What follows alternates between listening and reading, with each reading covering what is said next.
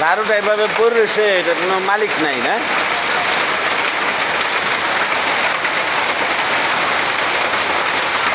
ঝাড়ুটার মালিক নেই।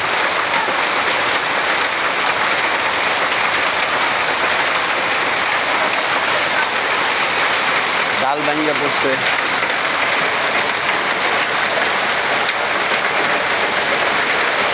ডাল ভাঙ্গা পড়ছে, বৃষ্টিতে পানি।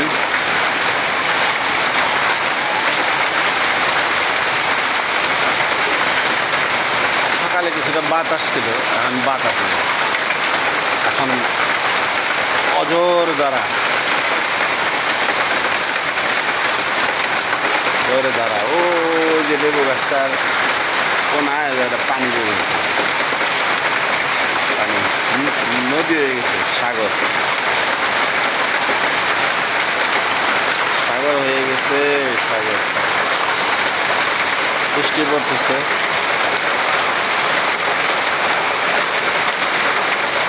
মানে আজকে রাতের ভিত্তিতে ঝরে শেষ হয়ে গেলে তো যাদের গরু বাছুর আছে, যাদের কৃষি ক্ষেত খামার আছে, ফসল আছে মাঠে, ওরা বাইসে যায়। কিন্তু এই যে বৃষ্টি, এখন কোথায় কার কোথায় রহমত, কার কোথায় গজব, একমাত্র আলিমুল গাইব আল্লাহ তাআলা জানেন। তাছাড়া আমাদের জানবার বুঝবার কোনো ক্ষমতা নেই।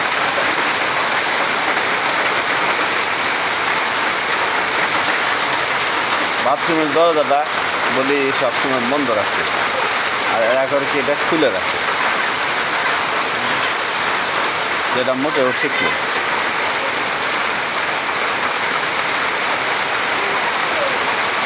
একটা জিনিসের পার্থক্য আছে, ওই পার্থক্যটা হলো যে এর আগে যে বিচ্ছিন্নভাবে এক এক জায়গায় বৃষ্টি হয়েছে, কোথাও বৃষ্টি হয়েছে, ওই এলাকায় বজ্রপাত হয়েছে, আকাশ বেশ চমকাইছে, বজ্রপাত হয়েছে। কিন্তু আজকের এই যে ঘূর্ণিঝড়ের নিম্নচাপ বা এর প্রভাবে যে সমস্ত বৃষ্টি হচ্ছে সারা দেশব্যাপী, পড়বা তো এই জায়গায় কিন্তু বজ্রপাত হচ্ছে না, এবং বজ্রপাতের কারণে মানুষের বা গরু বা অন্য কিছুর ক্ষয়ক্ষতি এরকমও শোনা যাচ্ছে না। অঝোর ধারায় দিচ্ছে, একেবারে নিরবধি। এখন বৃষ্টি ঝরছে তো ঝরছে ঝরছে।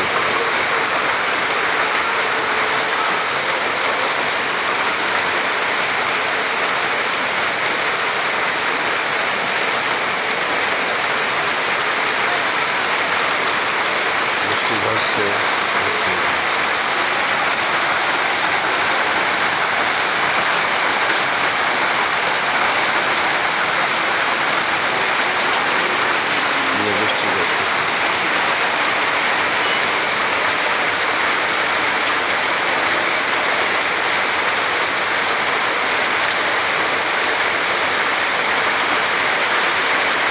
ঝরেই যাচ্ছে, ঝরেই যাচ্ছে।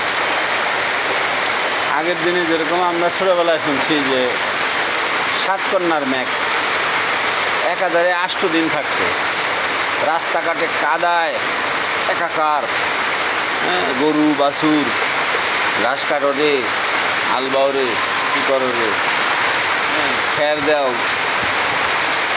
এগুলো নিয়ে একেবারে নাস্তানাবুদ অবস্থা ছিল। রাখাল বালকরা, বাড়ির যে সমস্ত কাজের দায়িত্বপ্রাপ্ত লোকজন ছিল তারা, তো এই অবস্থা। বন্ধুরা, আজকে একটা অসাধারণ বৃষ্টির মুহূর্ত ধারণ করে রাখলাম।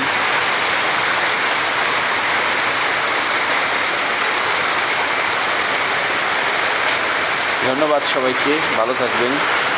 আসসালামু আলাইকুম ওয়া রাহমাতুল্লাহ।